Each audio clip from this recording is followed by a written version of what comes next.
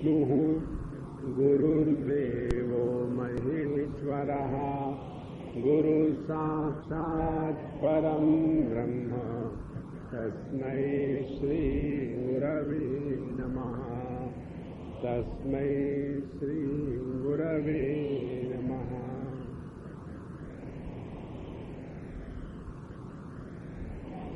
जब हम स्वस्थ होते हैं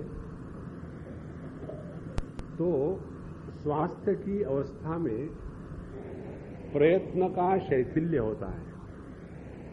आप बड़े कठिन हिंदी बोल रहे स्वामी जी, ठीक से हिंदी बोला करो, अच्छी बात। When we are healthy, then we are effortless. फिर ऐसी ठीक सी हिंदी बोला करो ना। देखो, मनुष्य जब स्वस्थ होता है, हेल्दी होता है, तब उसमें प्रयत्न कम होते हैं। उदाहरण के लिए, जब मैं अपने आंखों से देखता हूं आपके तरफ मेरे दिव्य दृष्टि को हटा करके, तो किसी को भी पहचानने के लिए मुझे प्रयत्न करने पड़ते। कौन है समझ में नहीं आ रहा। तो जिस दृष्टि से मैं देख रहा हूं उससे पहचानने में प्रयत्न करने पड़ेंगे। तो ये जो दृष्टि है ये स्वस्थ नहीं है, उसमें कोई तो रोग है। और उसके बाद मैंने चश्मा लगा लिया। चश्मा लगाने के बाद अब किसी को भी देखने में, पहचानने में कोई भी प्रयत्न नहीं। तो सिद्धांत क्या हुआ? जब हम स्वस्थ होते हैं, स्वस्थ माने स्वस्मिन स्थिति यस्य सहा, जो अपने स्वरूप में निष्ठावान है वो स्वस्थ है। तो आंखों का स्वरूप क्या है? कोई भी व्यक्ति पैदा होते ही चश्मा नहीं लगाता। तो माने बिना चश्मे से देखना, ये हमारी स्वास्थ्य की स्थिति है। तो जब हम स्वस्थ होते हैं माने अपने स्वाभाविक परिस्थिति में होते हैं,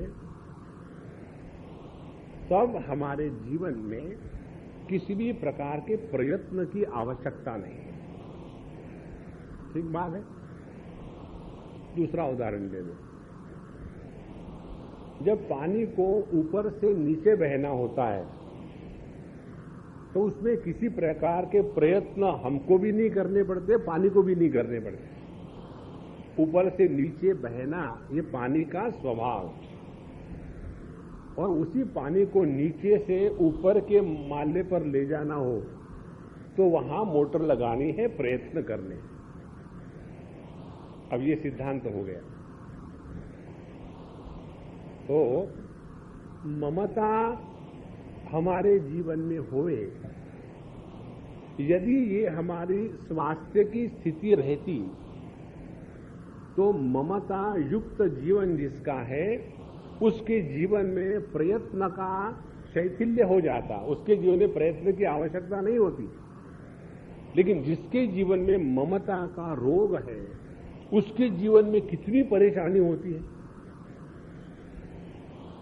और उसके विरुद्ध जिसके हृदय से ममता निकल गई है और जो समत्व में स्थित हो गया है, तो ऐसा जो समत्व में स्थित हो गया है, ऐसे व्यक्ति का जीवन किसी भी प्रकार के प्रयत्न से भरपूर नहीं होता। उसके जीवन में प्रयत्न का अभाव हो जाता है। योग सूत्र में एक सूत्र आता है जिसमें कहते हैं कि जितना हमारा जीवन प्रयत्न रहित होगा उतने हम अपने स्वरूप के पास हैं, और जितने हम अपने स्वरूप से दूर हैं उतने प्रयत्न भी होंगे, परेशानी भी होगी। और इसीलिए प्रत्येक व्यक्ति अपने स्वरूप को प्राप्त होने के लिए दिन रात तरसता है। और कौन सा तरस है? कि हम ये जागृत अवस्था, स्वप्नावस्था, इसकी जितनी धन दौलत है, जितना नाम है, जितनी हमारी प्रसिद्धि है, जितने लोग हमको मानते हैं, उन सब का त्याग करके जब निद्रा में चले जाते हैं तो निद्रा में जाने तक प्रयत्न है। एक बार निद्रा शुरू हो गई तो उसमें कोई प्रयत्न से ब्रीदिंग नहीं करता, वो नेचुरल है। तो सबका तात्पर्य क्या निकला? तात्पर्य यही निकला कि ममता के रोग को हटाने की दवा समता, और ये समत्व जिसके जीवन में प्राप्त हो गया है, कल हमने इसको देखा था कि निर्दोषम ही समम ब्रह्म तस्मात् ब्रह्मणि ते स्थिताः। तो परब्रह्म परमात्मा निर्दोष है, उसमें समत्व स्वाभाविक है। तो ऐसे स्वाभाविक समत्व में निष्ठावान जो संत है, उनका जीवन कैसा होगा? तो उनके जीवन की विशेषता अब हम 20वें श्लोक में देखेंगे। न प्रवृष्येत् प्रियं प्राप्य नोद्विजेत् प्राप्य चाप्रियम् स्थिरबुद्धिरसम्मूढो ब्रह्मविद् ब्रह्मणि स्थितः। अब यदि हमने इस समत्व को जीवन में प्राप्त कर लिया है तो हमारा जीवन कैसा चलेगा? हमारे जीवन के अंदर किस प्रकार का वातावरण रहेगा? मैक्सिमम टेम्परेचर कितना होगा? 55, और मिनिमम कितना होगा? -50।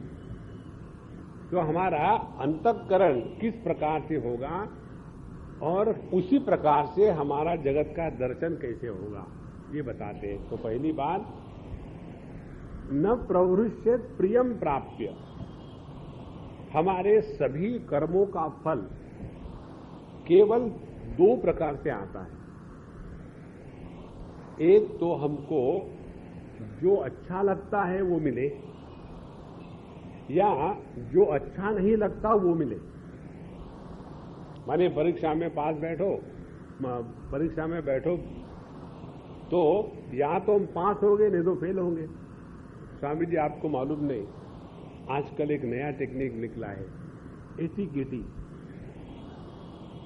और ये एटीकेटी का अर्थ मुझे एक लड़के ने बताया, बहुत बढ़िया है। एटीकेटी माने आता तुला कुठे ठेवू।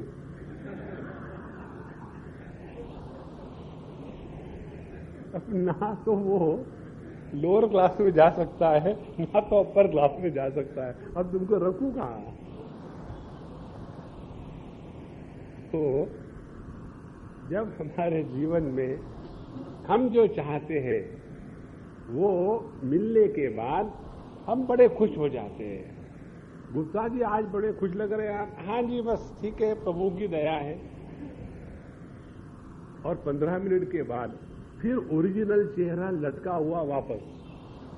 गुप्ता जी, क्या हो गया? क्या होना है? किसी को हमारा सुख देखा नहीं जाता, इसीलिए लोगों को सुखी करने के लिए हम दुखी होते हैं। तो हमारे जीवन में थोड़ा बहुत कुछ अच्छा हो गया तो उसके द्वारा, ध्यान से सुनना आप, थोड़ा बहुत कुछ अच्छा हो गया, हम इतने फूल जाते हैं कि अपने मन का संतुलन खो देते हैं। जब ज्यादा खुश हो जाते हैं तो मन का संतुलन खो देते हैं।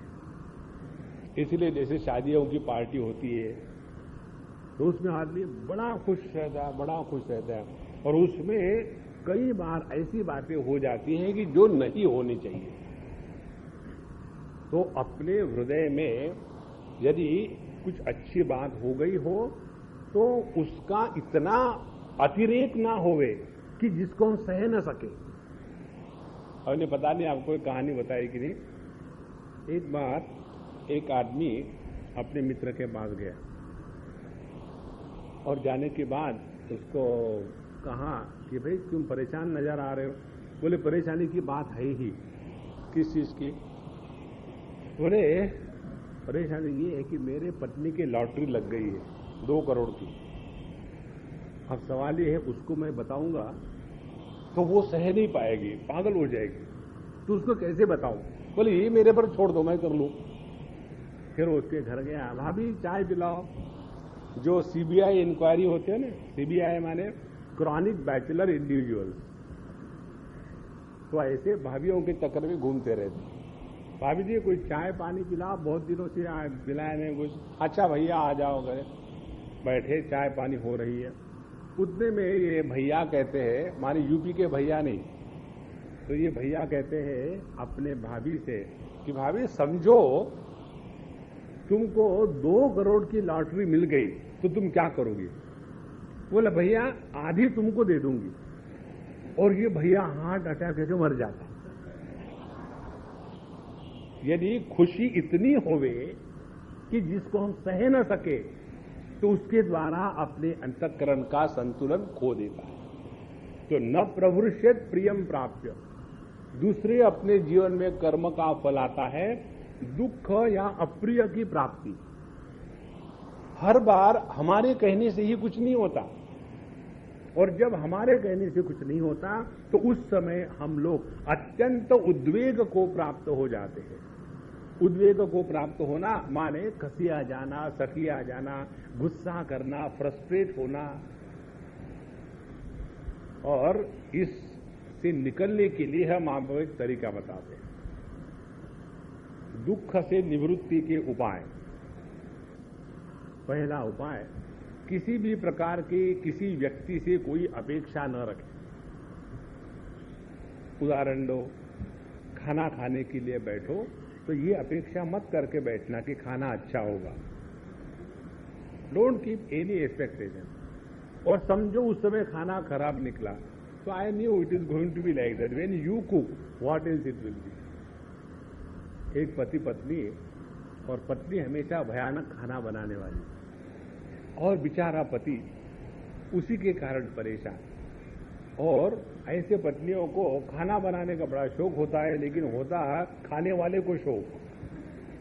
तो ऐसा हुआ कि उसने कहा कि हनी, अंग्रेज पति पत्नी थे, इसीलिए अंग्रेजों में एक दूसरे को हनी च्यूइंग गम ऐसा कहते थे।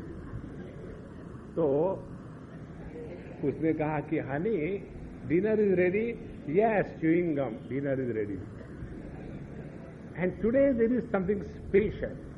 What is that special? Today we'll have the candlelight dinner. आज हम कैंडल लाइट डिनर करेंगे, बहुत बढ़िया है। और बेचारा पति हमेशा बेचारे ही होते हैं। कोई कहता कि बेचारी पत्नी, ये शब्द ही गलत है। तो बेचारा पति डाइनिंग टेबल पर आ गया। आने के बाद खाना बिना लगाया, कैंडल लाइट डिनर था, तो कैंडल भी वहां जल रही थी, और फिर वो बेचारा खा रहा था। तो पत्नी ने पूछा, हाउ डू यू लाइक? उसने कहा, the candle is very beautiful.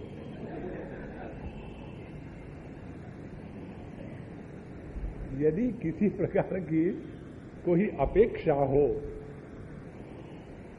कि खाना बढ़िया हो, और यदि वो बढ़िया नहीं निकला तो दुख होगा, उद्वेग होगा।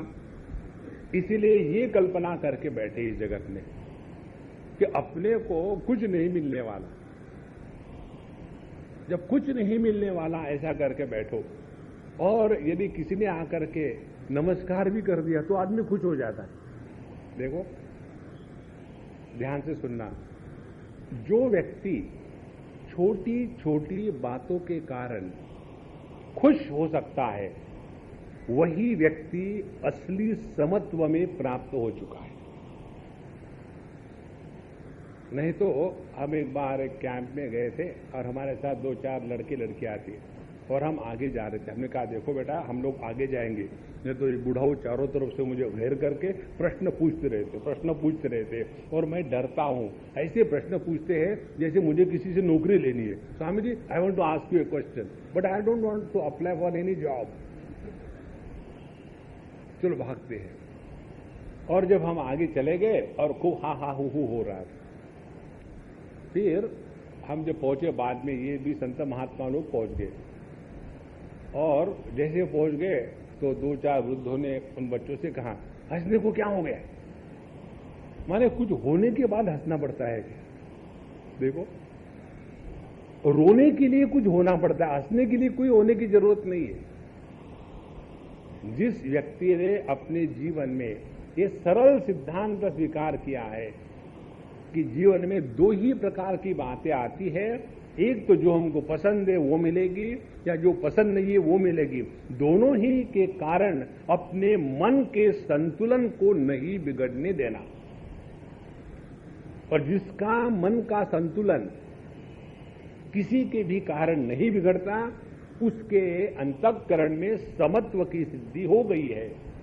और निर्दोषम ही समम ब्रह्म तस्माते ब्रह्मणि स्थिताः। तो भगवान की प्राप्ति का ये एक नया तरीका, नया नजारा कौन सा है?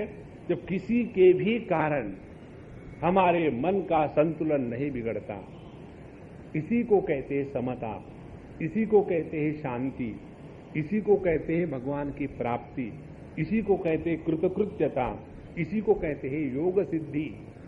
हमारे उड़िया बाबा जी महाराज कहते थे कि सबसे बड़ी सिद्धि क्या है? सबसे बड़ी सिद्धि है अपने मन के संतुलन को न बिगड़ने देना, किसी भी बिना प्रयत्न के।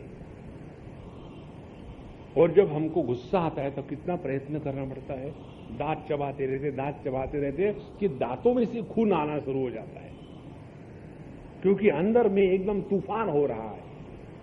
आज हम किसी के यहां गए थे तो सेम कॉमन प्रॉब्लम। हमने कहा देखो हम आपसे बोलेंगे खाने के बाद, बिल्कुल पहले बोलते नहीं। ऐसा क्यों? हमारा व्रत है। क्योंकि खाने के पहले बोलो ना तो आदमी को डर डर के बोलना पड़ता है, क्योंकि खाने को देंगे कि नहीं पता क्या है, तो पहले खा लो फिर देखा जाएगा। तो खा लिया और उसके पश्चात वही प्रॉब्लम। पत्नी उवाच, पति ऐसे ऐसे है, हमेशा गुस्सा करते, इनको कौन समझाएगा? उसने कह दिया तुरंत, पति उवाच। स्वामी जी इसको समझ भी नहीं आता, पता नहीं इसके खोपड़ी में क्या भर के रखा है। तुरंत पत्नी उवाच। और मैं वहां पति पत्नी की गीता सुन रहा था। तो उसके बाद हमने कहा, जैसे भगवद गीता में आता है ना, यत्र योगेश्वर कृष्ण यत्र पार्थो धनुर्धरः। तो हमने कहा जहां पति और पत्नी होंगे वहां झगड़े, परेशानी, दुख और हमको खाना निश्चित मिलेगा। ये दुनिया ऐसी ही चलती रहेगी, इसमें सीरियस होने की कोई बात नहीं है, ऐसा ही चलते रहेगा। और देखो भगवान को अपनी ये लीला जारी रखनी है। हमारा चक्कर मालूम है क्या है? हमारा चक्कर ये है कि हमारा कोई प्रयोजन है इस जगत में। ये बात एक बार हृदय में उतार लो, उसके बाद आप प्रयत्न करो ना तो भी दुखी नहीं हो सकते, कितना भी ट्राई करो। फिर दुख का क्या होगा? जो यहां सुनने को आए नहीं है उनको दे देना। अब आप जितने यहां आ रहे हो, आपको सबका दुखी होने का अधिकार समाप्त हो गया, अब आप दुखी नहीं हो सकते। तो क्या किया जाए? उसके लिए बड़ा सिंपल तरीका है कि यदि हमने अपने मन में ये निश्चय कर लिया है कि ये सब भगवान का नाटक चल रहा है और नाटक में उतार चढ़ाव होने ही चाहिए। यदि कोई ऐसा नाटक हो या सिनेमा हो, एक लड़का आया एक लड़की आई, दोनों एक दूसरे को देखा, प्यार हो गया, सिनेमा खत्म, कोई मजा आया? लड़का आया लड़की आई, दोनों देख ही रहे थे तो गब्बर सिंह टपका और फिर धूम धड़ाका, डिशिंग डिशिंग, आधा घंटा उसी में निकल गया।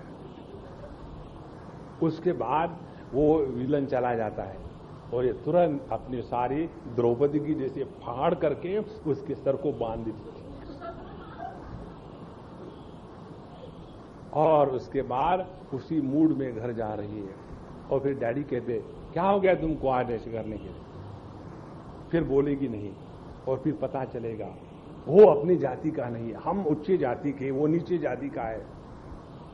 और बस फिर टेंशन हो रहा, गाने हो रहे, और अपने को मजा आता। मुझे लगता है मेरी ही कहानी।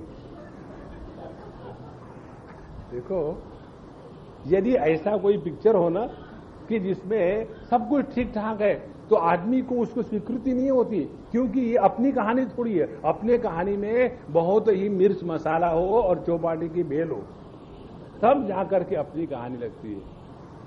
देखो, ये भगवान को ये सिनेमा चलाना है, इसीलिए वो दोनों ऐसे इकट्ठे ले आता है। Opposite poles are attracted towards each other. यदि पति सिस्टमैटिक हो तो पत्नी एग्जैक्टली अपोजिट, और यदि पत्नी ठीक ठाक से कार्य करने वाली हो तो पति हर जगह में कूड़ा करने वाला होगा। इस प्रकार से ये जगत ऐसा ही है, इसको स्वीकार करो। तो हमने वो जो पति पत्नी की जब गीता चल रही थी तो हमने कहा रुको, बहुत हो गया, मैं क्या करूं। हमने कहा देखो अम्मा, आपको हम दो अल्टरनेटिव देते हैं। एक अल्टरनेटिव ये है कि आपने इतने सालों तक सह लिया, तो इसमें आपका दोष है। आपने क्यों सह लिया? जो सहता है उसी के ऊपर डंडे पड़ते हैं। Don't become a door mat in your life. Door mat बन जाना माने वो अपने दरवाजे के ऊपर में होता है ना, पैर पोंछने के लिए। हम अपने अच्छाई को बताने के लिए सहते हैं, लेकिन अंदर से रिवोल्ट आ रहा है। ध्यान से सुनना, या तो पूरा खुल्लम खुल्ला रिवोल्ट कर दो। तो क्या करूं? हमने कहा देखो, जब ऐसा कुछ करते हैं ना, तो आपका ये ग्लास का टेबल है, इसको फोड़ डालो, होने तो नुकसान, क्या फर्क पड़ता है। यहां क्रोकरी को तोड़ डालो, गुस्सा करो, ये सब शांत हो जाएंगे। क्योंकि आप सबमिट करती हो तो ये ऊपर चढ़ते हैं। एक लड़का लड़की की शादी हो गई और उस लड़के को ट्रेनिंग दिया उसके दोस्तों ने, देखो पहले ही दिन से यदि पत्नी को दबा के रखोगे तो ठीक रहेगा, नहीं तो मुश्किल होगी। उन्होंने क्या करना, उसके साथ प्यार से बात मत करना, डांट के बात कर। हमेशा कहां गए मेरे कपड़े, नहीं तो तुम्हें नहीं यार। और एक बार, दो बार, चार बार चल रहा, रोज हर चीज में यही डांटना। 6 महीने 8 महीने हो गए। एक दिन की बात है, जाड़े का दिन था और उसने कहा कहां है गर्म पानी, नहीं तो वो इतनी झल्ला गई थी हमेशा नहीं तो की बात। कहां है गर्म पानी, नहीं तो। बोले नहीं तो क्या? बोले मैं ठंडे पानी से नहाऊंगा। और कर ही क्या सकता है। देखो, डोर मैट मत बनो, don't become a door mat. फिर देखो कैसा मस्त जीवन चलता है।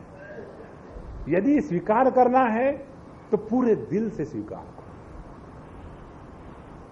हमारी कंडीशन क्या है, ऊपर ऊपर से स्वीकार करते हैं और अंदर अंदर से रिवोल्ट करते हैं। इसीलिए ऊपर ऊपर गुडी गुडी और अंदर अंदर अल्सर अल्सर।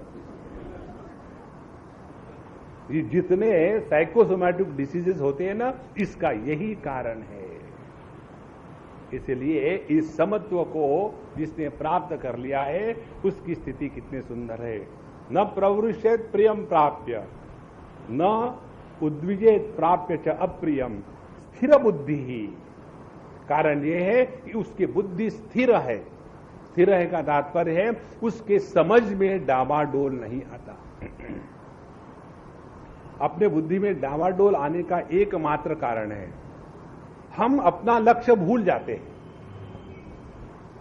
अभी कल परसों की बात है, मैं अपने घर में जा रहा था माहिम में, और पता नहीं मैं किस विचार में था, और मैं रहता हूं फर्स्ट फ्लोर पर, और चढ़ता गया और छत पे जाके पहुंचा। अरे दूसरे के घर में आ गया क्या।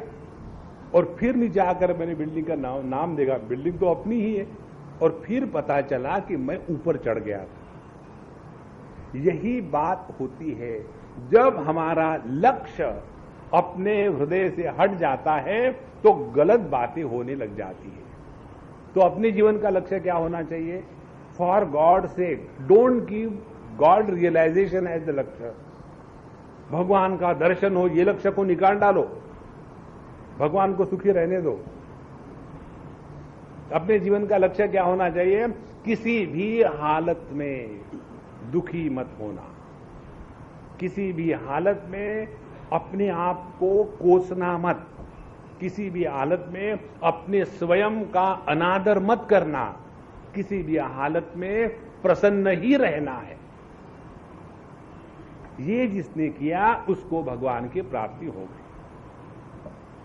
नहीं तो भगवान की प्राप्ति का बोझा होगा। जैसे नारद जी के चरित्र में आता है, वो एक बार मुंह लटकाए जा रहे थे, ये उपनिषद में आती है बात। तो उनको उनके बड़े बंधु और गुरु महाराज सनत कुमार आदि मिले। तो उन्होंने पूछा, अरे नारद जी कहाँ जा रहे हो मुंह लटकाए हुए, आप तो ऐसे दिव्य पुरुष है और ऐसा मुंह क्यों लटकाए है?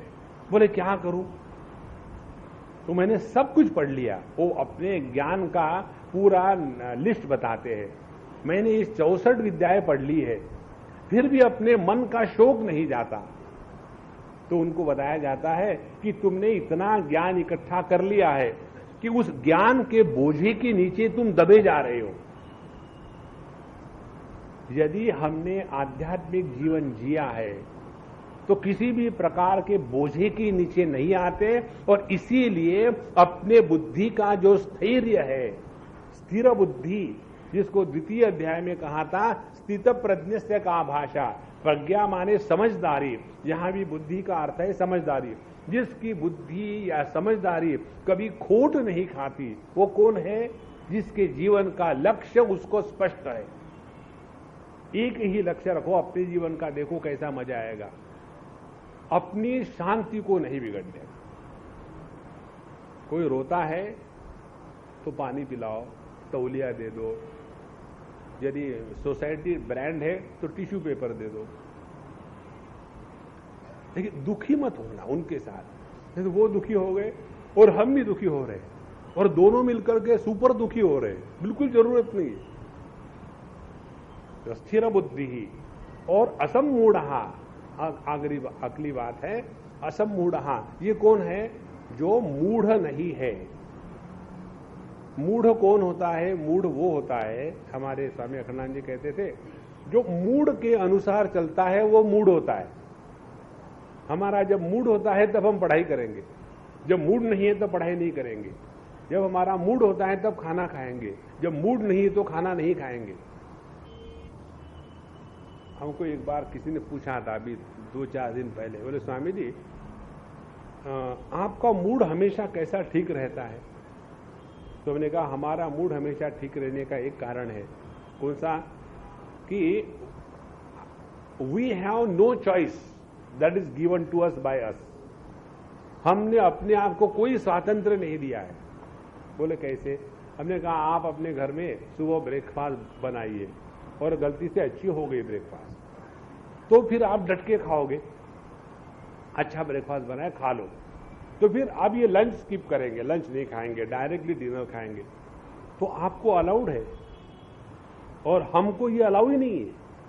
किसी के यहां से ब्रेकफास्ट खा के 10 बजे आ जाओ, 12 बजे खाना शुरू, तो बीच में कोई टाइम जाना चाहिए, कोई सवाल ही नहीं। तो जितना आप अपने आप को कम चॉइस दो, उतने आप सुखी रहोगे।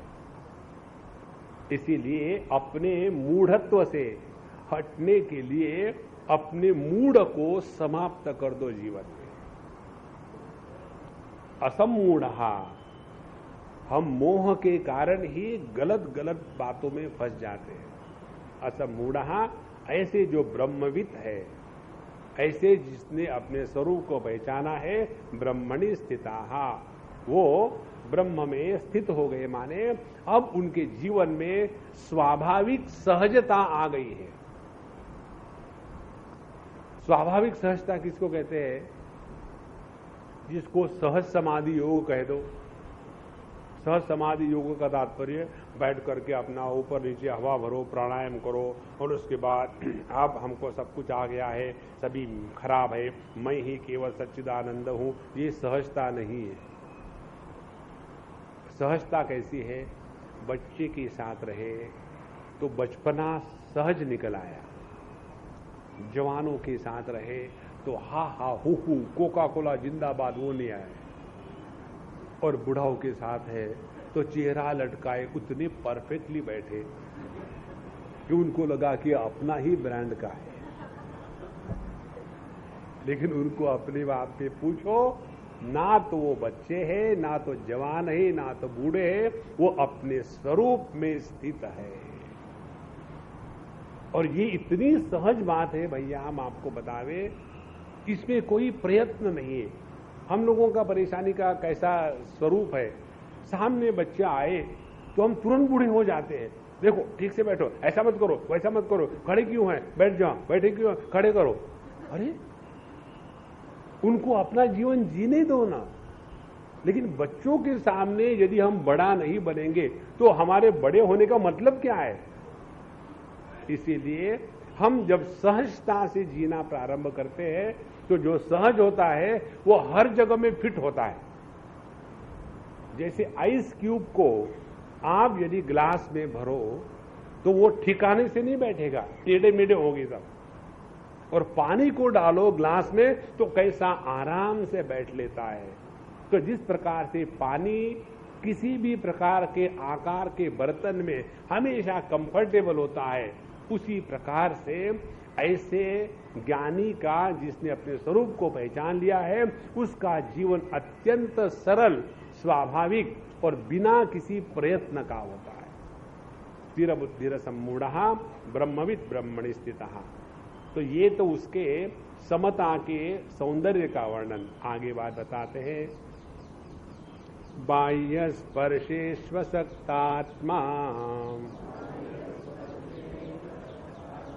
विन्दत्यात्मनि यत्सुखम् स ब्रह्मयोगयुक्तात्मा सुखमक्षयमश्नुते। अब ये तो जीवन में जो अनुभव आते हैं उसके बारे में समत्व का वर्णन किया। अब हम जब जगत में रहते हैं तो जितने भी हमारे प्रयत्न है वो प्रयत्न प्राप्त होने के बाद के हैं। मुझे खाना मिला तो मैं प्रसन्न हूं, मुझे पैसा मिला तो मैं खुश हूं, मुझे बीवी मिली तो मैं खुश हूं, मेरे बच्चे हुए तो मैं खुश हूं, मेरे बच्चों की शादियां हुई हर एक की एक एक दो दो तो मैं खुश हूं। माने जब कोई मुझे मिलेगा तब मैं खुश होता हूं।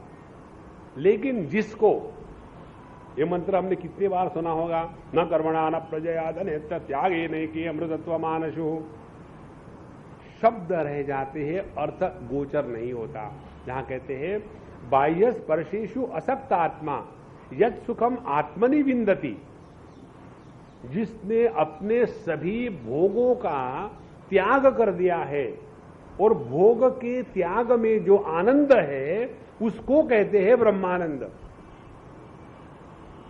देखो, जब साधारण व्यक्ति किसी विषयों का भोग करता है तो उसको लगता है कि इस विषयों से हमको आनंद की प्राप्ति हो रही है। गुड़ खाएगा तो कहेगा कि गुड़ की मिठास में मजा आया। लेकिन जो ज्ञानी पुरुष है वो जानता है कि गुड़ जब मैं खाता हूं तो मेरे स्वरूप का जो आनंद है उसको अभिव्यक्त होने का एक मौका मिल जाता है। ये हमारी दृष्टि बदल जाती है। इसीलिए बाह्य स्पर्श का तात्पर्य है जगत के भोग। बाह्य स्पर्शेषु असक्त आत्मा, जो व्यक्ति जगत के भोगों में किसी भी प्रकार की आसक्ति नहीं रखता, वो व्यक्ति अपने स्वातंत्र्य को ढूंढ लेता है। हम आपको एक बात बताएं, अभी हम कल परसों किसी के यहां गए थे, बड़े महात्मा है और हमारा बड़ा प्रेम है उनके साथ, और उनका जो साधना का क्रम है इत्यादि वो भिन्न, गृहस्थ है, उनका भिन्न प्रकार है। तो जब हम वैष्णवों के घरों में जाते हैं, किसी साउथ इंडियन के घरों में जाते हैं, तो वो कहते हैं स्वामी जी हम आपके लिए प्याज लहसुन कैसा डालें, कैसा बनाएं। हाँ ठीक है, मत डालो, घास खिलाओ, घास खा लेते। अब हम उनके यहाँ गए तो उनके यहाँ बिल्कुल हिंदुस्तानी महाराष्ट्रियन टिपिकल खाना खाने का स्टाइल। तो उसमें कच्चा प्याज खाने के साथ होना ही चाहिए। वो भी क्या है, ऐसा नहीं कि काटा है और बड़े उसके सर्कल बनाए हैं अखंड मंडलाकार, नहीं। वो प्याज लिया, अरे भैया प्याज ले आ रहे, और ला करके ठाट से तोड़ा उसको और उसको खोल करके उसमें से जो ब्रह्मानंद की कली है उसको निकाला और खाया। आहा, मजा आया। तो हमारे सारे एक सज्जन थे, हम गए, उन्होंने हमको प्याज दिया, हमने फोड़ा और खाया। सब कुछ होने के बाद स्वामी जी आपने प्याज खा लिया? अरे बाप रे, मैंने प्याज खा लिया, अब क्या करूं? अब देखो, यदि प्याज खाने से हमारे अंतःकरण की शांति भंग हो जाती है तो शक्तिशाली कौन है? प्याज है कि हमारा अंतःकरण है?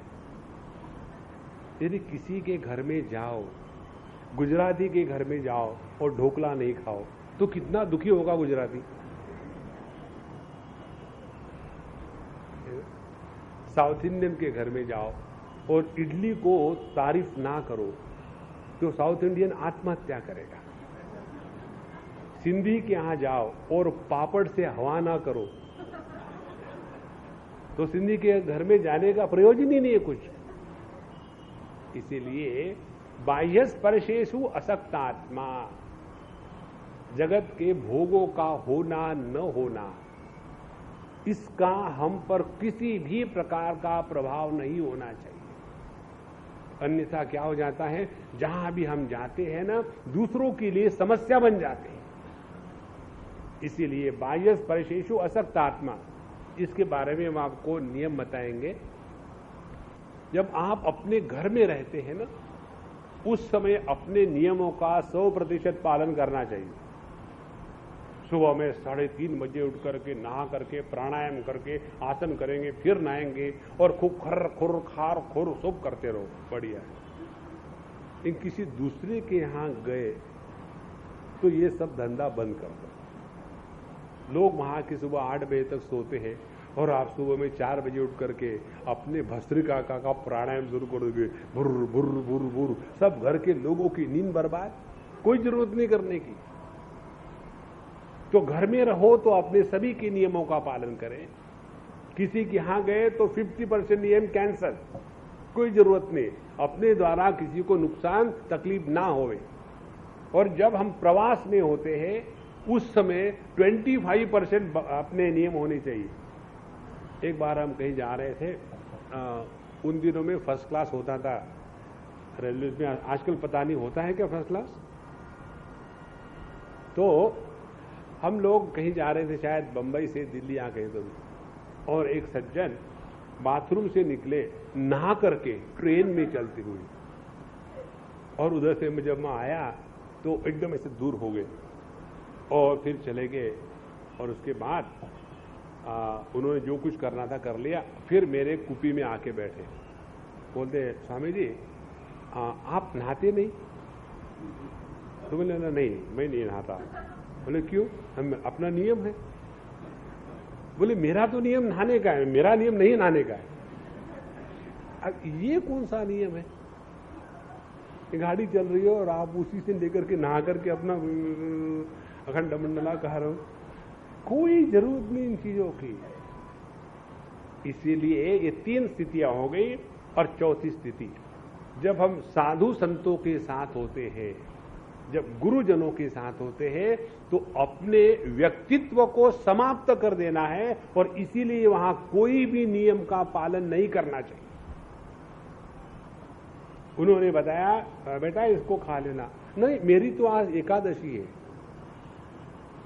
जब साधु संतों ने कहा, गुरु ने कहा, तो उनके सामने सभी नियम समाप्त हो गए।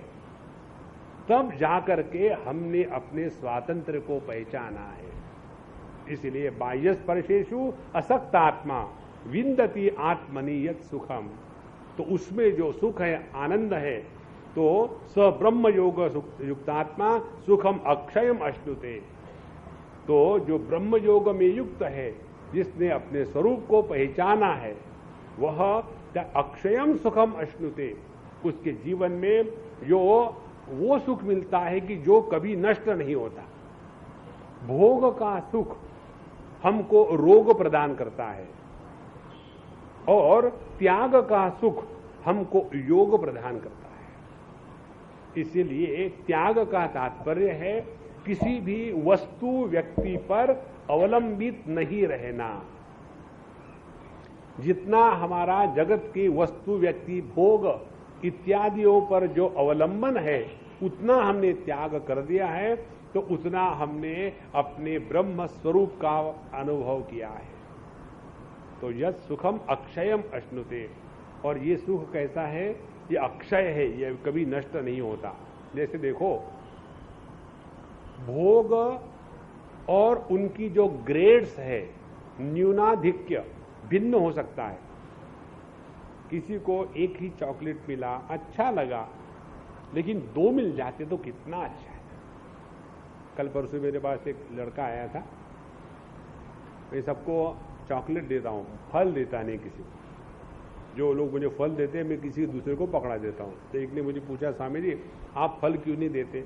हमने कहा मैं ये बताता हूं कि महात्मा लोग दूसरों को फल क्यों देते हैं, और फिर मुझे बताओ। बोले क्या? हमने कहा ये महात्मा लोग होते हैं ना, बच के रहना। क्या? वो जो फल देते हैं ना, अपने कर्म के फल आपको दे देते हैं। अरे राम, इसीलिए मैं किसी को फल नहीं देता। तो चॉकलेट ले लो, खाना है तो खाओ, ना तो जेब में रखो।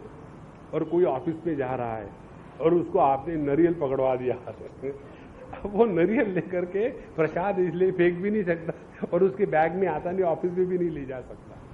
इसीलिए हम सबको चॉकलेट देते हैं। तो चॉकलेट दे दिया। चॉकलेट खाने के बाद 2 मिनट के, Swami ji will you mind if I take 1 more chocolate? तो हमारे भोग के द्वारा जो आनंद है उसमें वृद्धि होना संभव है, और जहां वृद्धि होना संभव है वहां और भोग की अपेक्षा है। ध्यान से सुनना। और जो आनंद त्याग में है, एक बार वस्तु को छोड़ दिया तो त्याग का जो आनंद है उसमें वृद्धि और क्षय दोनों भी संभव नहीं है। देखो, इसीलिए भोग के आनंद में उतार चढ़ाव है, त्याग के आनंद में उतार चढ़ाव नहीं है। और उसी को कहते हैं यहां स ब्रह्म योग युक्तात्मा सुखम अक्षयम अश्नुते। तो जो अक्षय सुख वो है कि जिसमें किसी प्रकार के और सुख को ऐड नहीं किया जाता है और उससे किसी प्रकार के सुख को निकाला नहीं जाता है। जैसे अनंत का जो गणित होता है उसमें infinite plus minus anything is equal to infinite. अनंत में कुछ मिलाओ तो अनंत plus X is equal to अनंत अलोन। अनंत में से कुछ निकालो तो अनंत infinite minus X quantity continues to be only infinite. यह जो अनंत के प्राप्ति का सुख है, ये शांत के त्याग का सुख है। हमारा सुख स्वरूप, आनंद स्वरूप स्वभाव तो है ही, लेकिन जहां हम इस छोटी छोटी चीजों में फंसे हैं, इस हमको आनंद की केवल कल्पना होती है, आभास होता है, वह असली नहीं है। और ये बात सभी ज्ञानी लोग जानते हैं। आगे कहते हैं ये ही संस्पर्शजा भोगा दुख योनय एवते आद्यंतवंत कौन्तेय न तेषु रमते बुधः।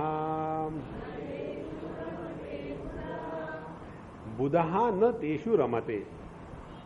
जो समझदार है, जिन्होंने अपने स्वरूप के आनंद के रस को चखा है, उनको कहते बुध। 2 शब्द है, एक है ज्ञान और दूसरा है बोध। ज्ञान का बोझा होता है और बोध का प्रकाश होता है। ज्ञान हमेशा वृत्त्यात्मक है, बोध हमेशा अनुभवात्मक है। मुझे भगवद गीता का ज्ञान है तो ये ज्ञान का बोझा मेरे दिमाग पर है, और जहां मैंने सुषुप्ति अवस्था में प्रवेश किया उस समय ये ज्ञान समाप्त हो गया। लेकिन मैं हूं ये अनुभूति कोई वृत्ति स्वरूप नहीं है।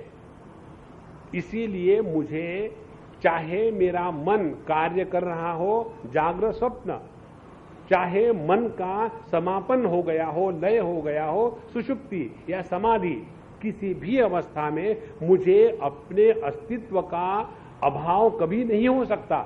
तो अपने अस्तित्व का जो ज्ञान है उसको कहते बोध, और इसका किसी को भी बोझा नहीं है। और हमको बोझा होता है ज्ञान का। हमने समझा कि हमको भगवद गीता आती है, और किसी ने आकर हमको प्रश्न पूछा, तो स्वामी जी ये भगवद गीता का श्लोक कहाँ है, हमको याद नहीं आ रहा, बता सकते हैं? और फिर अपना दिमाग खुशबान है, कहाँ है? मुझे लगता है ये श्लोक भगवद गीता के 19वें अध्याय में आता है। अरे स्वामी जी भगवद गीता में 18 अध्याय, अच्छा, फिर होगा 17-18 अध्याय में। तो जहां हमको बुद्धि का या हमारे वृत्ति के ज्ञान को स्मरण करना है, उसमें बोझा है। और बोझा कैसा है? एक बार ऐसा हुआ, बहुत पुरानी बात है, हम कुछ बोल रहे थे ऐसे लेक्चर में, और कोई एक रेफरेंस हमको देना था, किसी उपनिषद का कोई मंत्र, और वो मंत्र क्या है आ ही नहीं रहा था दिमाग से। उसका अर्थ मालूम था, लेकिन मंत्र ओरिजिनल क्या वो नहीं आ रहा था। तो पूरे लेक्चर भर मेरे दिमाग में वही चलता रहा कि वो मंत्र कौन सा है, कौन सा मंत्र है, कहां से शुरू होता है। और जब मैं सर्व करके घर गया अपने कमरे में, जाकर के पहली बात मैंने क्या करी, अपनी पुस्तकें खोले, उस मंत्र को खोज के निकाला, और फिर हाँ अब मुझे शांति मिली। तो जो ज्ञान मन के बुद्धि के द्वारा ग्रहण होता है उसका बोझा होता है। वो क्या है? उन्होंने जाना है ये भोगा संस्पर्शजा, जिन भोगों में ज्ञानेंद्रिय और कर्मेंद्रिय इन दोनों का योग हो जाता है, ऐसे जो इंद्रियों के माध्यम से मिलने वाले भोग है, दुख योनय एवते, वे दुख की योनि है। नचिकेत कहते हैं कठोपनिषद में कि स्वभावामर्त्यस्य यदंत कैतत् सर्वेन्द्रियाणाम जरयन्ति तेजः, कि हे अंतक, हे यमराज, इस जगत की किसी भी वस्तु का कितना भी भोग करो तो उसका नतीजा क्या निकलता है? तो कहते नतीजा ये निकलता है सर्वेन्द्रियाणाम तेजः जरयन्ति, हमारे इंद्रियों की शक्ति को नष्ट कर देते हैं। अब जरा देखो एक उदाहरण, कई लोगों के घर में प्रभु के कृपा के कारण बहुत धन दौलत है, और उनके फ्रिज में टेबल पर मिठाई हमेशा पड़ी रहती है, और उस घर के जो बच्चे हैं उसको कहा कि चॉकलेट चाहिए, I don't like that chocolate, मुझे वो चाहिए। बेटा लेकिन वो है नहीं, फिर ले आओ, आई वोंट ईट, क्योंकि इतना सारा उपलब्ध है, चॉकलेट में चॉइस और हमेशा कह। और जिसको महीने में 6 महीने में एक आध बार मिलता है, तो एक चॉकलेट लेकर के इतना खुश हो जाता है। कारण क्या? कि उसकी इंद्रियों का जो तेज है ज्यादा भोग के कारण नष्ट नहीं हुआ है। इसका एक उदाहरण आपको देंगे हम। एक हमारे मित्र थे आसाम के रहने वाले, और आसामी बंगाली ये लोग जो है ना, ये पान बहुत खाते हैं, और उनका पान कौन सा आता है? कच्ची सुपारी वाला पान, जिसको तांबुल कहते हैं। जो कच्ची सुपारी होती है ना, उसको खाओ और चारों तरफ बर्फ हो और आपने कच्ची सुपारी खाई हो तो आपको पसीना आएगा, इतनी गर्मी चढ़ती है उससे, और उसका बहुत स्ट्रांग होता है सब कुछ। तो वो खाते थे आधी कच्ची सुपारी एट ए टाइम, और जैसा हम लोग अमूल बटर लगाते हैं वैसा वो चूना लगाते थे, और उनके ये उंगली में हमेशा चूना ऐसा लगा रहता था। आप कभी उधर जाके देखो, बंगाल में, आसाम में, उस एरिया में, मणिपुर में, मिजोरम में, वहां के जो लोग हैं हमेशा ऐसा, जो खाने वाले हमेशा यहाँ चूना लगा रहता है। जैसे होती है ना ये केरला के लोगों की कौन सी नस मुद्रा, जिसको आप लोग कहते हैं ना चिन्ह मुद्रा, ये चिन्ह मुद्रा नहीं है, ये नस मुद्रा है। वो नस होती ना नाक पे डालने की, उसको पकड़ के रहते हैं। अरे बड़े ज्ञानी है, हमने कहा ये ज्ञानी नहीं है, वो नस पकड़ के रखे, ट्राई करेंगे, जहां मौका मिलेगा फर से खींच लेंगे। तो उनके उंगली में हमेशा चूना लगा रहता था, और हर 15-20 मिनट के बाद, आधे घंटे के बाद वो चूना लेंगे, ऐसा अपनी जिह्वा पर लगाएंगे, और फिर उसको दांत से ऐसा काट करके, और फिर वो जिह्वा के ऊपर में चूने का भट्टी चल रहा है, और ऐसा करते करते करते उनकी जो जिह्वा थी ऐसी बाटा के जूते की जिह्वा के जैसी एकदम निर्जीव हो गई थी। अच्छा, फिर खाने का स्वाद नहीं आता, तो खाने का स्वाद लेने के लिए वो क्या करते थे, मैंने अपने आंखों से स्वयं देखा है, उनके साथ रहा हूं मैं, अब वो है नहीं। तो वो जो बहुत तेज मिर्ची, अपने कोल्हापुरी मिर्ची के जैसी, वहां उसको झलुकिया कहते, वैसी एक मिर्ची है, वो मिर्ची 10-20 मिर्ची अपने साथ में रखते थे, और मिर्ची को रखने के बाद उसको तोड़ दिया, तो उसके अंदर का जो प्लेसेंटा होता है, जिसको बीज चिपके हुए होते हैं, उसका मिर्ची का तीखापन सबसे ज्यादा होता है, वो लेकर के अपने जिह्वा को बाहर निकाल करके उसके ऊपर उसको रगड़ते थे। रगड़ने के बाद फिर उसमें थोड़ी थोड़ी जान आ जाती थी, और उसके बाद वो अन्न ग्रहण कर सकते थे, क्योंकि वो तेज जो था उसके जिह्वा का, वो नष्ट हो चुका था। सर्वेंद्रियाणाम जरयंती तेजा। इसीलिए जो ज्ञानी पुरुष है उनको पता है इस जगत के भोगों का महात्म्य तभी तक है जब हमारे इंद्रियों का तेज है। जहां इंद्रियों का तेज समाप्त हो गया, जगत की वस्तुओं में आनंद नहीं है। इसीलिए जिन्होंने ये समझ लिया है, न तेषु रमते बुधाहा, ऐसे ज्ञानी लोग जगत के भोग करके सुख प्राप्ति की कल्पना कभी नहीं करते। आद्यंतवंत कौन्तेय, और ये भोग कैसे है, या इस भोग के द्वारा मिला गया सुख कैसा है, आद्यंतवंत, ये सुख प्रारंभ होता है और थोड़े समय के बाद समाप्त हो जाता है। जैसे हरी मिर्ची का चटनी खाना, या वो जो लाल मिर्ची की चटनी खाना, खाते समय हा हू बड़ा मजा आता है, सब जगह से पसीना पानी पानी निकल रहा है, लेकिन खाने वाले को इतना मजा आता है, इतना अच्छा बना है खाना। और उसके बाद जाकर के जब डायरिया शुरू हो गया, डॉक्टर के यहाँ जाना शुरू हो गया, और फिर लगता है कि I think I have taken little more. भैया वो चटनी थी, तुमने सब्जी के जैसे खाई, तो ऐसा ही होगा। इसीलिए आद्यंतवंत कौन्तेय न तेषु रमते बुधाहा। तो ज्ञानी पुरुष के लक्षण क्या हो गए, जिसको अपने घर में अच्छा खाना मिलता है वो होटल में क्यों भटके, जिसको अपने स्वरूप का आनंद प्राप्त हो गया है वो जगत के विषयों के पास जाकर के आनंद की भीख क्यों मांगे। इस सिद्धांत को अपने जीवन में ले आओ। हमारे बच्चों को हम कहते हैं कि स्वामी जी आजकल के बच्चे बड़े घूमते हैं, रात को लेट आते हैं, क्लबों में जाते हैं, मानते नहीं हमारी बात। क्यों ऐसा करते हो, इसका विचार करो। जिन बच्चों को घर जाने के लिए किसी भी प्रकार का आकर्षण नहीं है, उनको मालूम है घर जाएंगे तो क्या वही बात है, मम्मी का क्या डैडी का डैडा और दादी का मैं चलता ही रहता है। तो ऐसे घर में आने की किसकी इच्छा होगी। एक बार एक रिक्शा वाले के साथ में गया और पहले उसको पूछा, ये लखनऊ की बात, तो मैंने कहा भाई वो पिक्चर देखा क्या, तो बोले स्वामी जी बताओ, कोई भी पिक्चर लग जाए पहले दिन के पहले शो का पहला टिकट मेरा होता, उसको इतना अभिमान उसका। तो हमने कहा इतना तुम पिक्चर देखते हो, पैसे तुम्हारे खर्चे होते, घर में बच्चों को करे। बोले स्वामी जी हम आपको बताएं अपनी फिलॉसफी। मैं क्या फिलॉसफी, बोले हमारे जीवन में सुख नाम की कोई चीज है ही नहीं। घर जाओ, वही बीवी, वही बच्चे, वही प्रॉब्लम, इसको ये हो गया, उसको हो गया, इसको ये चाहिए, कंटिन्यू, दूसरा कुछ है ही नहीं हमारे जीवन में।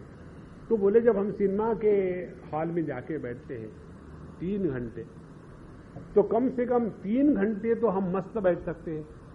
देखो, जिसको घर में जाने के बाद परेशानी होगी वही चाहेगा बाहर जाकर के सुख की प्राप्ति करे। जिन बच्चों को घर में आने का कोई आकर्षण नहीं है, आकर्षण किस लिए नहीं है कि पति पत्नी हमेशा धर्म क्षेत्रे कुरुक्षेत्रे समवेतायुत्सवः। आपने वो प्यार का वेदांत की कैसेट सुनी ना? वो घर नहीं जहां प्रेम नहीं है, और ऐसे घर को कहते हैं वो स्मशान है। तो स्मशान में आदमी कब जाता है? या तो किसी को पहुंचाने के लिए, या जब पहुंच जाता है तब। Once somebody asked me this question, Swami ji यही गए थे हम वहां घाटकोपर के स्मशान भूमि में, तो किसने पूछा Swami ji why the walls are so tall here, और वहां भी प्रश्न। तो हमने कहा कि आपकी हम दाद देते हैं, यहां कोई मर रहा है, कोई जल रहा है, तो उनको प्रश्न आ रहे हैं। बोले Swami please tell why the walls are so tall around the crematorium. I said because people die here to come, therefore the walls are tall. लोग यहां आने के लिए मरते हैं, इसीलिए उनको बाहर रखने के लिए दीवारें बनाई है। देखो भैया, इस जगत के किसी भी वस्तु में हम आनंद तब ढूंढते हैं कि जब हमने अपने स्वरूप के आनंद को नहीं पहचाना। और जिसने समझ लिया है न तेषु रमते बुधहा, उसमें बुध ज्ञानी नहीं फंसते।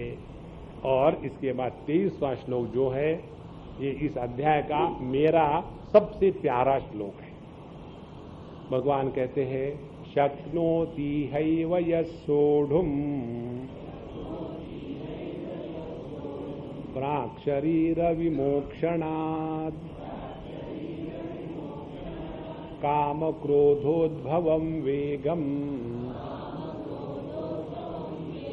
सयुक्तः स सुखी नरः। सहा युक्तः वो योगी है, सहा सुखी वो सुखी है, सहा नरः वो नर है, बाकी के वानर है। कौन है वो? कहते हैं यहां प्राक शरीर विमोक्षणात्, मरने के पहले काम और क्रोध इसके आवेग को जो सह सकता है, ध्यान से सुनना, अपने मन से इस विचार को निकाल डाले कि हमारे मन में कभी काम और क्रोध की वृत्तियां नहीं आएगी, ये असंभव है। जहां मन है उसमें वृत्तियां आएगी ही। तो करना क्या है हमको? हमको उस काम क्रोध का जो आवेग आता है, केवल उस आवेग के समय अपने आप को बचा के रखना है। देखो, आदमी को गुस्से का आवेग आ जाता है, तो उस समय अपने आप को कंट्रोल में रखो तो अपने आप सब शांत हो जाता है। इसीलिए जब गुस्सा आता है आदमी को, तो अपना एक नंबर चूज कर लो। नंबर को चूज करना माने क्या? समझो मुझे गुस्सा आता है और मैंने कर लिया कि अच्छी बात है, गुस्सा जब आएगा ना तो मैं 10 की गिनती करने के बाद गुस्सा करूंगा। गुस्सा आया 1 2 3 4, और जब तक कि 10 की गिनती पूरी हो जाएगी धीरे धीरे गुस्से का आवेग खत्म हो जाएगा। तो अपना नंबर स्वयं ढूंढ लो। किसी को जरूरत है 108, गुस्सा आया 1 2 3 4 108 और भड़क पड़े, ऐसे मत करना। देखो, गुस्से को, आवेग को हमको सहना है। शक्नोति हैव यस्सोढुम् प्राक् शरीर विमोक्षणात्। तो अपने जीवन में आने वाले काम और क्रोध, इनके आवेग को सहन करना, यही सुखी व्यक्ति का लक्षण है। वही व्यक्ति सुखी हो सकता है, वही व्यक्ति योगी है। योगी होकर के हम यदि काम क्रोध के आवेग में आ जाए तो हमारा योग किस काम का? इसीलिए हम अपने हृदय में आने वाले काम क्रोध का समर्थन ना करें। ध्यान से सुनना, क्रोधी व्यक्ति अपने क्रोध का जब तक समर्थन करता रहेगा तब तक के क्रोध यह बुरी बात है ये उसको समझ में नहीं आएगी। और फिर हम कैसा कहते, नहीं मैं तो अपना क्रोध आती है ना मैं निकाल देती हूं, मुझे कोई फर्क नहीं पड़ता, मैं फिर खाली हो जाती हूं। लेकिन ये कोई अच्छी बात है क्या? अपने क्रोध को, अपने घर का कूड़ा निकाला दूसरे के घर में फेंक दिया, क्यों? उसको दबा डालो, वहां समाप्त कर डालो। धीरे धीरे धीरे धीरे ये काम क्रोध का आवेग समाप्त हो जाता है। देखो, काम क्रोध का आवेग प्रत्येक के जीवन में आता है। इसीलिए पहली बात समझ ले कि अपने जीवन में काम क्रोध आता है तो हम कोई गए बीते नहीं है। अपने आप को कोसना मत, अपने आप को तुच्छ नहीं देखना है, अपने स्वयं का अनादर नहीं करना है। दूसरी बात, अब हमारी साधना क्या है कि हृदय में आने वाले काम क्रोध के द्वारा हम प्रभावित न हो। कैसा? उसके लिए एक उदाहरण आपको बताएंगे। एक लड़की अपने पिताजी के पास गई और कहने लगी, पापा वो जो टीचर है ना बड़े खराब है, हमको बड़ा गुस्सा आता है उन पर, आप उनको पनिशमेंट करो। और वो पिताजी उस स्कूल के प्रिंसिपल थे। उस पिताजी ने कहा कि देखो बेटा, मैं करूंगा सब, लेकिन ये करने के पहले मुझे उस टीचर में जो अच्छी 10 बातें हैं वो बताओ। तो उसने उस टीचर में 10 अच्छी बातें थी वो बता दी। बोले अब उसकी बुराई बताओ। आप किसी की अच्छाई सिंसियरली करो तो उसके सामने बुराई अपने आप समाप्त हो जाती है। लेकिन हम लोग सभी अच्छाई को तो भूल जाते हैं और एक किसी में कोई नुक्स हो उसी को बड़ा बना करके उसके बारे में अच्छी बुरी बातें सोचते रहते हैं। इसीलिए अपने हृदय में आने वाले काम क्रोध का कभी समर्थन ना करें। जो व्यक्ति ये कल्पना करेगा कि हृदय में काम क्रोध आएगा ही नहीं, वो गलत है। इसीलिए हम अपने जीवन में काम क्रोध के आवेग को सहन करें। तो एक तो तरीका यह है, गिनती का नंबर नंबर लगा दें 20, 25, और आप देखेंगे धीरे धीरे इसका अभ्यास करते जाओ ना, तो जितना क्रोध का आवेग होता है, जैसा जैसा समय बीतता है वैसे वैसे क्रोध का आवेग कम हो जाता है। जैसे भूख का होता है, जब भूख लग जाती है ऐसा लगता है खाने को मिलना चाहिए, लेकिन आपने निश्चय कर लिया कि नहीं खाना, आज एकादशी नहीं खाएंगे, तो थोड़े समय के बाद तो भूख की जो पीड़ा है वो अपने आप समाप्त हो जाती है। इसीलिए जो जैन मुनि लोग इतना उपवास करते हैं ना, उसकी शक्ति यही है, उनमें ये भूख की पीड़ा सहने की शक्ति है। इसीलिए, और जब हमको भूख लग जाती है, कोई नहीं मिलेगा तो आदमी जो सामने उसी पर बरस पड़ेंगे। तो शक्नोति है वह सोड़म प्राक शरीर विमोक्षणाद काम क्रोधोद्भवम वेगम सयुक्ता, वो योगी है, सुखी है, और वही व्यक्ति सुखी है। और जो सुखी है वही नर है, जो दुखी है वो वानर है। भगवान के शब्द है, देखो भैया, भगवान कृष्ण दिखने को ऊपर से सीधे सीधे बोल रहे, लेकिन अंदर से ठसाठस भगवत गीता में जोक्स भरे हुए हैं। जिनको भगवत गीता के जोक समझ में आ जाते हैं वही भगवान कृष्ण के असली भक्त है। और जो हमेशा अपना रोते रोते कहते हैं हे कृष्णा कृष्ण कृष्णा हरे हरे, भगवान कहते हैं हजमोला खाओ। श्री कृष्णा, अच्छा महाराज, अब ये अपने काम क्रोध के वेग के आवेग को जिसने सह लिया है, जो मनुष्य है, अब इस मनुष्य का वर्णन भगवान कहते हैं अगले 2-3 श्लोकों में। योऽन्त सुखोऽन्तरारामः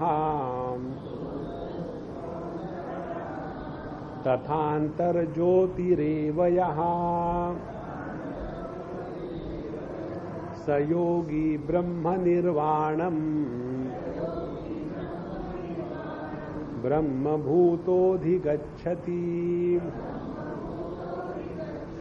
लभन्ते ब्रह्म निर्वाणम् ऋषयः क्षीणकल्मषाः छिन्नद्वैधा यतात्मानः सर्वभूतहिते रताः कामक्रोधवियुक्तानां यतीनां यतचेतसाम् अभितो ब्रह्म निर्वाणम् वर्तते विदितात्मनाम्। तो जिस व्यक्ति ने अपने जीवन में काम क्रोध के आवेग को सह लिया है, अब उसको कहते हैं वो कौन है? यहां अंतःसुखहा, जिसने अपने जीवन में आनंद अपने स्वयं में पहचान लिया है।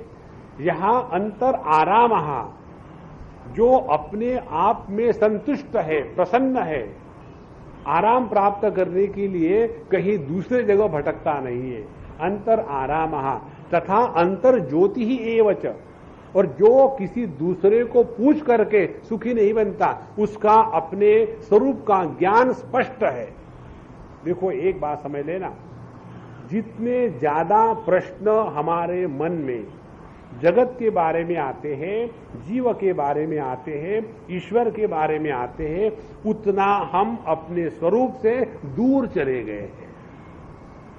जो हम अपने स्वरूप में बैठे हैं, हमको अपने स्वरूप के बारे में एक भी प्रश्न नहीं आ सकता।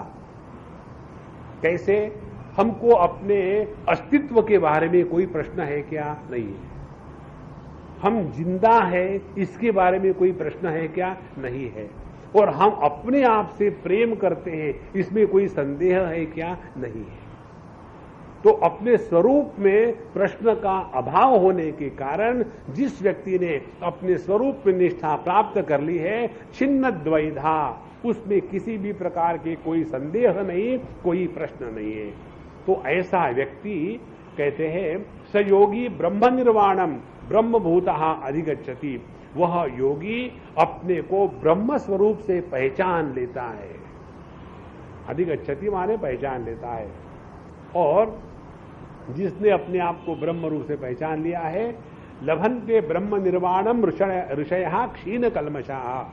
कल्मष माने पाप, पाप माने परायेपन के बुद्धि को सत्य मानना, ये सबसे बड़ा पाप है। इस जगत में द्वैत का समर्थन करना, इससे बढ़कर के कोई पाप नहीं। द्वैत का मिथ्या कहना, इससे बढ़कर के और सुपर पाप कोई नहीं। ध्यान से सुनना, द्वैत का समर्थन करना पाप है और द्वैत मिथ्या है ये करना सुपर पाप है। तो सत्य क्या है? एकमेवा द्वितीय नेह नानास्ति किंचन। केवल मैं मात्र है, मैं ही इस संपूर्ण सृष्टि का आधार है।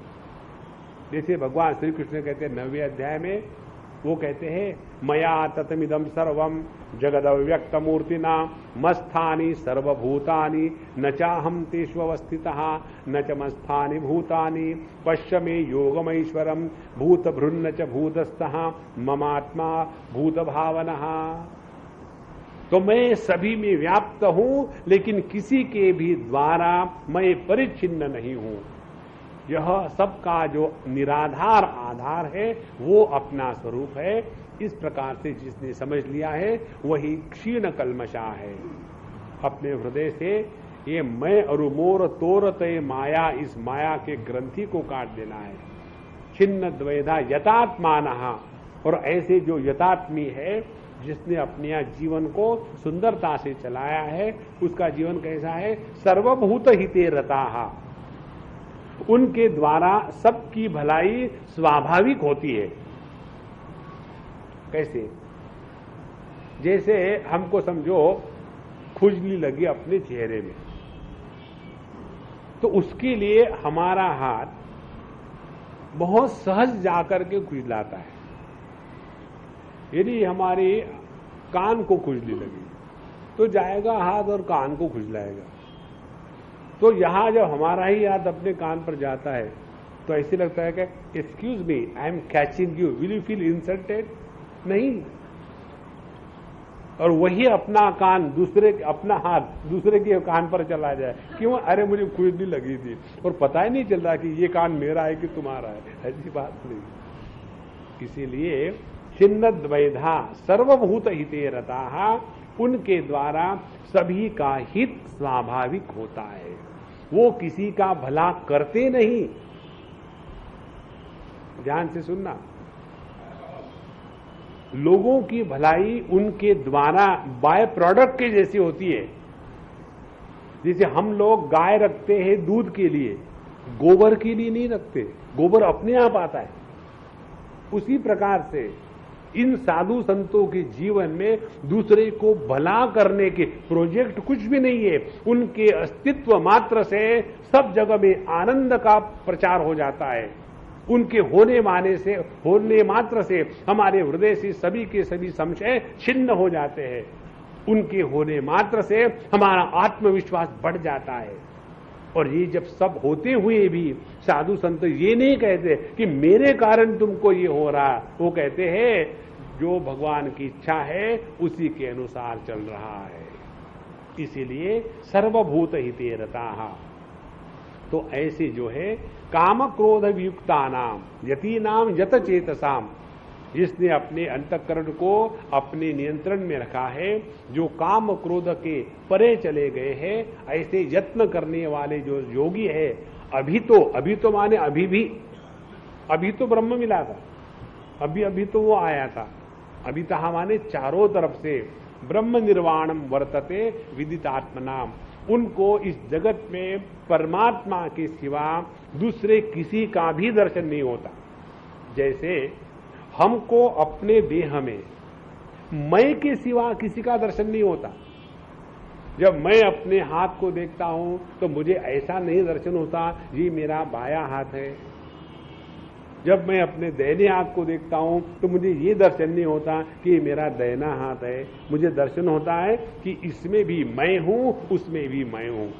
और इसीलिए दोनों के साथ हमारा व्यवहार स्वाभाविक रहता है।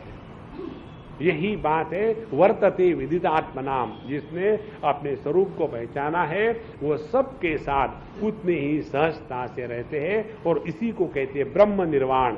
ब्रह्म निर्वाण माने परमात्मा की प्राप्ति। परमात्मा की प्राप्ति किसमें हो गई कि जिसके हृदय से काम क्रोध का प्रभाव समाप्त हो गया है। दूसरे परमात्मा की प्राप्ति का लक्षण, जो व्यक्ति क्षीण कल्मश है उसके हृदय से मेरा तेरा ये पराये की भावना समाप्त हो गई। आज जब किसी के यहां गए थे, उस अम्मा ने हमको एक बात बताई, बड़ी खुशी हो गई। बोले स्वामी जी हमने आपसे ये बात सीखी, उसी के अनुसार हम आपको बता रहे हैं। क्या? उनके लड़के की शादी हो गई। तो होने के बाद स्वामी जी ये हमारी लड़की है। तो मैंने उसको देखा, हमने ये तो तुम्हारी लड़की नहीं है, तुम्हारी लड़की तो बाहर ब्याह के चली गई अमेरिका, ये कहाँ से तुम्हारी लड़की बन गई? बोले स्वामी जी आपने तो हमको सिखाया है ना कि अपने डॉटर इन लॉ को डॉटर इन लॉ मत कहा करो, डॉटर इन लॉ को कन्या ही अपनी लड़की ही कहा करो, अपने आप फर्क आएगा। और ये हमको अनुभव हो रहा है। जहां मेरा तेरा का भेद बना हुआ है वहां प्रेम नहीं हो सकता। इसीलिए भगवान का दर्शन माने सबके साथ वही सहजता, वही प्रेम, कोई अपना नहीं, कोई पराया नहीं। अच्छा, ये जब स्थिति की बात हम सुनते हैं तो ऐसे लगता है हाँ ये तो बहुत बढ़िया स्थिति है, जैसा हम अपने साथ स्वाभाविक रहते हैं। कभी ऐसे अटपटा नहीं लगता कि दाहिना पैर बाएं पैर के ऊपर में गया है तो अत्याचार हो रहा है, थोड़ी देर के बाद ऐसा करके इसको दबाएंगे, अभी तक दबा के रखा था ना, ऐसा नहीं होता। उसी प्रकार से हमारा सबके साथ व्यवहार करते समय ये भाव जागृत नहीं होगा कि कोई हमारा शत्रु है, कोई हमारा मित्र है, तो कितना सुंदर जीवन होगा वो। अच्छा, यदि ये जीवन इतना सुंदर है तो क्या हम नहीं चाहेंगे कि ये हमको मिले इस जन्म में? तो केवल कल्पना करने से कुछ नहीं होता, उसके लिए हमको साधना करनी पड़ती है। देखो, स्वास्थ्य को टिकाने के लिए हमको साधना करनी पड़ती है, रोग को बुलाने के लिए साधना करने की जरूरत नहीं।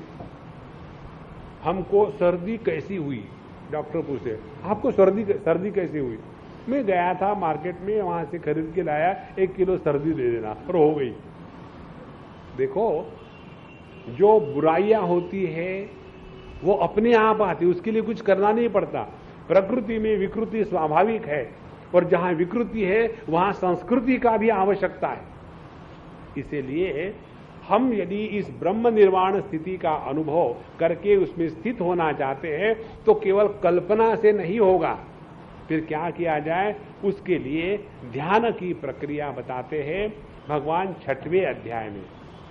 और 6वें अध्याय का प्रारंभ माने इंट्रोडक्शन करते हैं इस 5वें अध्याय के आखिरी 3 श्लोकों में।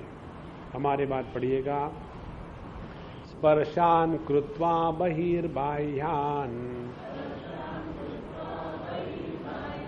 चक्षुश्चैवान्तरे भ्रुवोः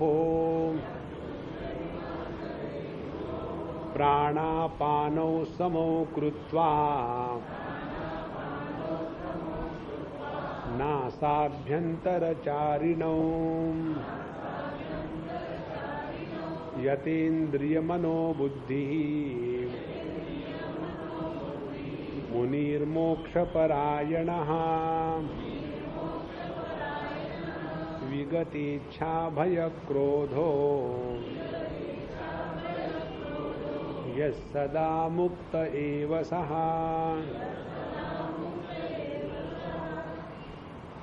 ये जो अकाउंट्स के बुक्स लिखते हैं ना, ये अकाउंट्स की बुक एक दिन में नहीं लिखी जाती। रोज का रोज अकाउंट लिखती जाओ, तब जा करके फाइनेंशियल एंड में, ईयर के एंड में जब आते हैं तब वो अकाउंट बनाने में कोई परेशानी नहीं है। यदि हम शाम के भक्त नहीं हो तो, आपको होता है ना, एक तो शाम के भक्त है, दूसरे राम के भक्त है। जो राम के भक्त है वो व्हाइट मनी वाले हैं, जो शाम के भक्त है वो काले पैसे। तो मैं राम के भक्त की बात कर रहा हूं। यदि हमारा रोज का अकाउंट बुक रोज का रोज लिखा है तो जा करके हमारे जीवन में अपने आप सब तैयार हो जाता है। उसी प्रकार से हमने रोज के रोज अपने जीवन में क्या किया है उसका अकाउंट बुक लिखना है। तो अपने साधना के अकाउंट बुक को लिखने की जो प्रक्रिया है उसको कहते हैं ध्यानाभ्यास। ध्यानाभ्यास में हम अपने आप को अपने सामने प्रस्तुत करते हैं। सुबह से क्या किया, कितने गले काटे, कितनी जेब काटी। जेब क्यों काटी? भाई हम टेलर हैं, अब क्या करें।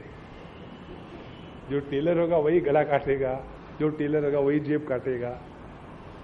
और हमने किसका भला किया, किसका बुरा किया, किसके साथ झगड़ा किया, ये सब का सब चित्र एकदम अपने सामने आ जाता है। और वहां आने के बाद पता चलता है आज भी मैंने गलतियां करी है। कितनी बार निश्चय किया था कि मैं गुस्सा नहीं करूंगा, लेकिन पूरा दिन गुस्से में ही गया और उस गुस्से को फिर और गुस्सा आ गया। इसीलिए ध्यान के अभ्यास की प्रक्रिया हमारे जीवन में प्रारंभिक अवस्था में अपने आध्यात्मिक साधना का हिसाब लिखने का समय होता है। जैसे कई लोग, महात्मा गांधी जैसे, रोज अपनी डायरी लिखते थे। उसी प्रकार से अपने आध्यात्मिक डायरी को सॉफ्ट की भाषा में लिखना माने अपना ध्यान का अभ्यास करना। और ध्यान का अभ्यास कैसा है? पहली बात, स्पर्शान कृत्वा बहिर्बाह्यान। हम जब ध्यान के लिए अपने आसन पर बैठते हैं तो पहली साधना ये है, अब जगत के विषयों से अपने आप को थोड़े समय के लिए उपरत करने का अभ्यास करें। स्पर्शान कृत्वा बहिर्बाह्यान माने जितने विषय है अब उस विषय का चिंतन करना बहुत हो गया। इसीलिए यदि आप ध्यान का अभ्यास कर रहे हो तो ध्यान के अभ्यास के पहले किसी भी प्रकार का संकल्प मत लेना, किसी भी प्रकार का नहीं कि हम ध्यान के बाद ये करेंगे, वो करेंगे, ऐसा करेंगे, सब्जी काटेंगे, ऑफिस में जाएंगे, बच्चे को स्कूल में छोड़ के आना है। किसी भी प्रकार का संकल्प ना करें। स्पर्शान कृत्वा बहिर्बाह्यान, अपने इंद्रियों को समाहित करके बैठ लिए। उसके बाद चक्षुश्चैवांतरे भ्रुवोः, फिर अपने ध्यान को एकाग्र किया। यहां लिखा है चक्षुश्चैवांतरे भ्रुवोः, माने अपने दो भुवों के बीच में अपने ध्यान को ले आए। अब ध्यान से सुनना,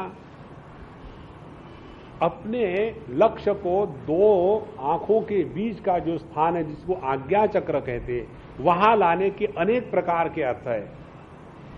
जिन्होंने योगाभ्यास किया है, जिन्होंने कुंडलिनी जागृति का प्रयत्न किया है, उस मार्ग से चल रहे हैं, उनके लिए इसका अर्थ भिन्न है। हम जो लोग गृहस्थी है, सुबह से शाम तक के परेशान रहते हैं, वो इस चक्कर में ना पड़े यदि आपने गुरु से दीक्षा लेकर के वैसा अभ्यास नहीं किया हो तो हमको क्या करना है? तो बताते हैं कि हम अपने लक्ष्य को एक स्थान पर केंद्रित करें। हमारा मन देश में दौड़ता है, काल में दौड़ता है और वस्तुओं में दौड़ता है। अपने मन को एक स्थान पर बांध के रखना माने मन का अब देश में जो विचरण है वो अपने आप शांत हो गया। और इसके लिए हमारे भगवान रमण महर्षि कहते थे, अपने मन को हृदय में ले आओ। तो जहां हमने अपने मन को हृदय में ले आए और वहां उसको नियम बता दिया, अब जब तक हम नहीं उठेंगे यहां से नहीं हटना। लेकिन घर में क्या हो रहा, अपने को क्या फर्क पड़ता है? अपन को यहां बैठना है, अपने हृदय से बाहर नहीं जाना, नियम लगा लो। तो उसमें देश का बंध हो गया, जिसको कहते धारणा का अभ्यास। तो स्पर्शान कृत्वा बहिर्बाह्यान चक्षुश्चैवांतरे भ्रुवोः, तो विषयों का बाहर ही बाहर रख दिया, उनको अंदर प्रवेश नहीं करने दिया। ये हो गया ध्यान का अभ्यास। उसके बाद अपने ध्यान को, मन को एक ही स्थान पर पकड़ के रख दिया, ये हो गया धारणा का अभ्यास। और प्राणापानो समो कृत्वा नासाभ्यंतरचारिणौ, और ऐसा जब अभ्यास करेंगे तो अपने आप हमारे जो श्वासोश्वसन है वो बहुत ही धीमे और हल्का हल्का होने लगेगा। इतना धीमे और हल्का होगा, नासाभ्यंतर चारिणु माने केवल हमारी जो नासिका के पुट है उसी के अंदर में हवा धीरे धीरे चलती है, और इतनी धीरे चलती है जैसे जब कोई मर जाता है तो उसकी सांस चलती है कि नहीं वो देखने के लिए कपास के वो रुई को लेकर के नाक के सामने रखते हैं, देखते हैं कि हवा कहीं आ जा तो नहीं रही है। उसी प्रकार से इसके श्वासोश्वसन इतने सूक्ष्म हो जाते हैं कि मानो वो केवल नाक के ही अंदर में चल रहे हैं। नासाभ्यंतर चारिणौ, ये हो गया प्राणायाम का अभ्यास। आगे बताते हैं यतेन्द्रिय मनोबुद्धि, और फिर हमने अपने मन बुद्धि को नियंत्रण में लाने के बाद मुनि मोक्षपरायणः, अब ये नियंत्रित जो मन बुद्धि है इसको परमात्मा के चरणों में लगा दिया। परमात्मा के चरणों में लगाना या आत्मचिंतन करना माने क्या? आत्मचिंतन करना माने अनात्म चिंतन से उपरत होना। जब हमारा मन अनात्म वस्तु के चिंतन में नहीं लगता तब उसका आत्मचिंतन प्रारंभ हो चुका है। आत्मा चिंतन करने की वस्तु नहीं है। जहां चिंतन के अभाव में अपने मन का लय नहीं होता, ऐसे स्थिति को कहते हैं आत्मचिंतन। तो यतेन्द्रिय मनोबुद्धि मुनिर्मोक्ष परायणः विगतेच्छा भय क्रोधः। फिर उसके जीवन से इच्छा माने काम, भय माने डर और क्रोध माने गुस्सा, ये उसके जीवन से हमेशा के लिए निकल चुका है। अपने जीवन में ये तीन बातें भयानक है। जैसे आगे जाकर के भगवान कहते हैं, तस्मात् एतत् त्रयम् त्यजेत्, काम क्रोधस् तथा लोभः। ये तीन नरक के दरवाजे हैं, क्योंकि वहां बड़ी भीड़ होती है, तो एक दरवाजे से काम नहीं चलता। तो वहां भगवान ने तीन दरवाजे बना लिए, तीन लाइनें लगाओ और अंदर घुसो। आप स्वर्ग में जाकर के देखो, वहां आपको बिल्कुल भीड़ नहीं मिलेगी, खाली पड़े दरवाजे, कोई जाना ही नहीं चाहता। तो यह विगते इच्छा भय क्रोधः, जिसके हृदय से इच्छा भय और क्रोध निकल गया है, स सदा मुक्त एव सहा, उसने अपने मुक्त स्वरूप को पहचान लिया है। एक बात समझ लेना, साधना करने से हम मुक्त नहीं होते, कर्म करने से परमात्मा की प्राप्ति नहीं होती। हमारा जो स्वरूप है उसको केवल हमको पहचानना है, और ये पहचानने के लिए, पहचानने का जो हमारा उपकरण है, हमारी बुद्धि है, उसको परिमार्जित करना है, उसको सुसंस्कृत करना है, और यही सब कुछ साधना है। और जिसने अपने ध्यान के, समाधि के अभ्यास के द्वारा इस प्रकार से अपने बुद्धि को परमात्मा के परायण कर लिया है, अब उसको भगवान का दर्शन कैसा होता है, और भगवान का दर्शन होने के बाद कैसी शांति प्राप्ति होती है, ये इस अध्याय का अंतिम श्लोक है। और इसी के द्वारा अगला 6वां अध्याय का प्रारंभ हो जाता है। 19वां श्लोक, भोक्तारं यज्ञ तपसाम सर्वलोक महेश्वरम सुहृदं सर्वभूतानां ज्ञात्वा मां शान्तिमृच्छति। इस प्रकार से मुझे पहचानने से हमको शांति मिल सकती है। जितनी परेशानी है वो गलत फहमी की है, गलत पहचान की है। किस प्रकार से पहचानना, ध्यान से सुनना, हम एक वाक्य में बोलेंगे, एकाग्र होकर के सुनो, फिर रिपीट नहीं करेंगे। जब हम दूसरों के लिए कष्ट करके, दूसरों के सुख देने के लिए अपने जीवन को चलाते हैं, और उसके कारण दूसरों के जीवन में सुख का आधार होता है, तब परमात्मा प्रसन्न होते हैं। दूसरों को सुख देने के लिए जो हम कष्ट उठाते हैं, उस कष्ट को लेकर के अपने हृदय में परमात्मा प्रसन्न होता है। तो दूसरों को सुख दे करके और स्वयं को कष्ट दे करके जिसने आनंद का अनुभव किया है, उसी ने भगवान को पहचाना है। और ये कैसा है, सर्वलोक महेश्वरम, ये सभी जगत का पालन करता है। और इतना होते हुए भी सुहृदम सर्वलोकानाम, ये हमारा मित्र है। ये कोई ऐसा नहीं है कि भगवान से डर डर के रहो, पता नहीं भगवान ने क्या कह देंगे। डरना क्यों, जिससे प्रेम होता है उससे डर नहीं होता। सुहृदम सर्वभूतानाम ज्ञात्वा माम, इस प्रकार से जो मुझे पहचानता है उसी को शांति मिलती है। कहां कहां भगवान को पहचानना है, एक अपने जीवन के द्वारा दूसरों के जीवन में आनंद का कोई प्रसंग आ जाए तो उस आनंद में परमात्मा अभिव्यक्त हो रहे हैं।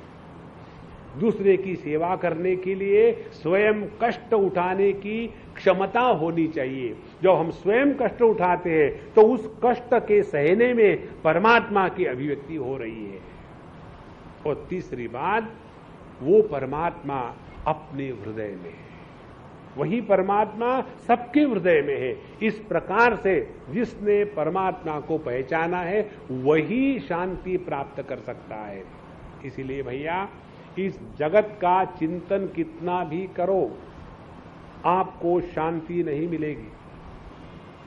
शांति मिलने का एकमात्र मार्ग है प्रभु चिंतन। ओम पूर्णमदः पूर्णमिदं पूर्णात् पूर्णमुदच्यते पूर्णस्य पूर्णमादाय पूर्णमेवावशिष्यते। ओम शांति शांति शांति। हरि ओम। श्री गुरुभ्यो नमः। हरि